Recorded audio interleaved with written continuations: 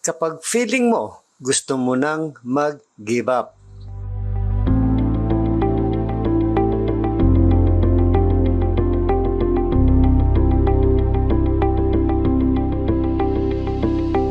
Kamusta po kayo? Pastor Arnold po. Kapag mabigat ang buhay at parang gusto mo nang tumigil, gentle reminder ito ni God na ang lakas mo ay hindi talaga dapat manggagaling sa sarili mo. Sabi ni Apostol Pablo, we were under great pressure, far beyond our ability to endure. But this happened that we might not rely on ourselves but on God. 2 Corinthians chapter 1 verses 8 and 9 ng New International Version. Ang pakiramdam ng overwhelmed ka ay hindi ibig sabihin mahina ka. Ibig sabihin tao ka. At kadalasan, yon ang pintuan papunta sa mas malalim na pagtitiwala sa Diyos. Ginagamit ng Diyos ang mga problema para ituwid tayo. Siya sa atin tayo, itama tayo at hubugin tayo. Kapag pakiramdam mong susuko ka na, hindi ka tinutulak palayo ng Diyos, hinahatak ka niya palapit. Inaanyayahan kanyang ilipat ang focus mo mula sa hindi mo kayang gawin papunta sa kaya niyang gawin. Sabi sa Isaiah chapter 40 verse 29 and 31, He gives strength to the weary and increases the power of the weak. But those who hope in the Lord will renew their strength. They will soar on wings like eagles. They will run and not grow weary. They will walk and not be faint. Isaiah 40 verse 29 and 31 ng New International Version. Ang paghihintay ay hindi ibig sabihin wala kang ginagawa. Ibig sabihin nagtitiwala ka.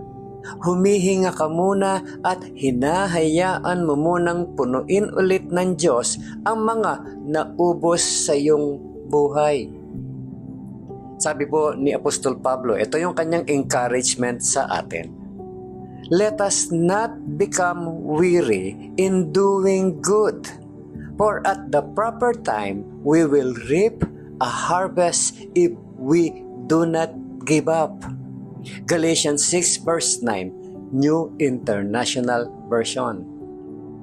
Nakikita ng Diyos ang bawat luha, bawat pagsisikap, bawat faithfulness. Walang nasasayang.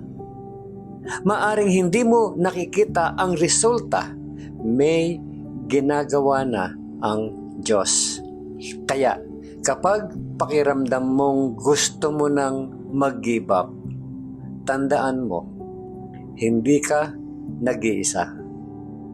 Hindi ka nakakalimutan.